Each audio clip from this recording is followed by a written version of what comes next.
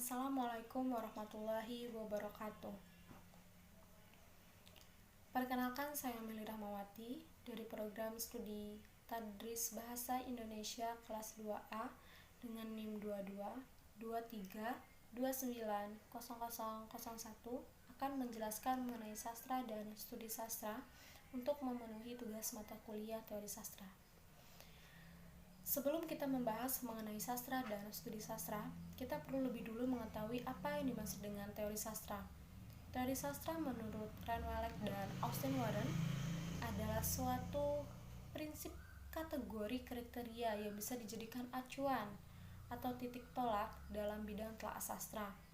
Jadi, teori-teori sastra inilah yang akan mendukung dalam melakukan kritik karya sastra. Selanjutnya, sastra. Sastra adalah suatu kegiatan kreatif, sebuah karya seni. Yang termasuk dalam sastra adalah novel, cerpen, drama, dan puisi. Sedangkan studi sastra adalah suatu bidang ilmu pengetahuan yang menjadikan sastra sebagai objek kajiannya. Hubungan antara sastra dan studi sastra mengalami beberapa masalah rumit.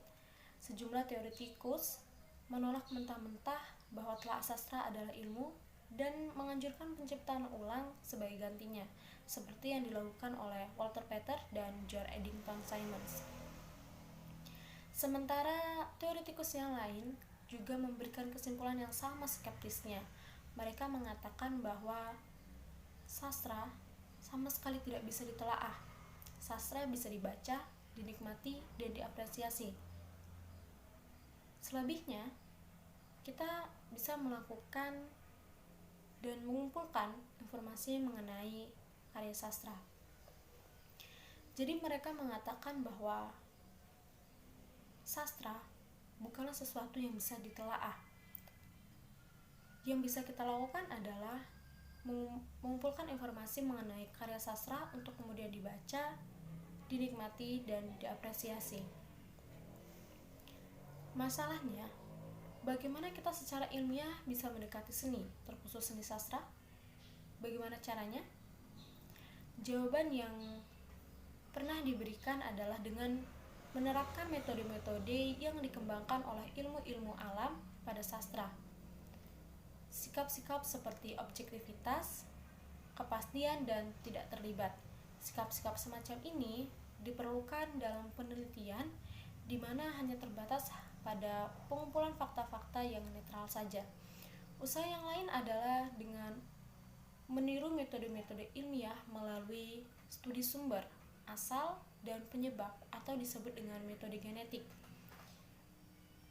Kausalitasnya, metode ilmiah semacam ini dipakai untuk menjelaskan fenomena sastra yang mengacu pada kondisi ekonomi, sosial, dan politik sebagai faktor penyebabnya.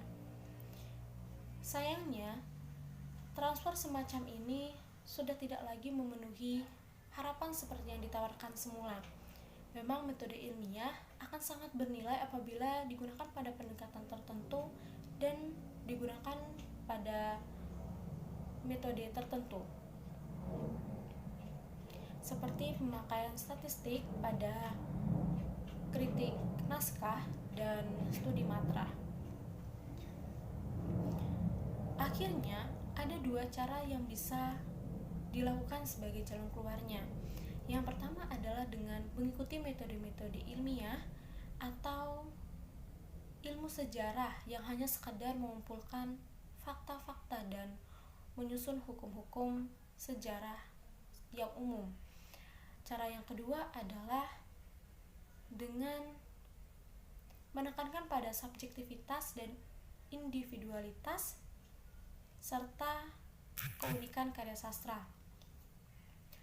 Perlu diingat bahwa karya sastra pada dasarnya bersifat khusus dan umum. Lebih tepatnya bersifat individual dan umum sekaligus. Individual di sini tidak sama 100% dengan unik dan khusus. Seperti setiap manusia yang sama dengan manusia lain pada umumnya, karya sastra memiliki ciri khasnya dan mempunyai sifat-sifat yang sama dengan karya sastra yang lain. Menguraikan ciri-ciri khas pada karya sastra hanya dapat dilakukan secara universal dan jika didasarkan pada teori sastra. Teori sastra inilah yang sangat dibutuhkan pada studi sastra saat ini. Terima kasih. Mungkin hanya ini yang bisa saya sampaikan. Wassalamualaikum warahmatullahi wabarakatuh.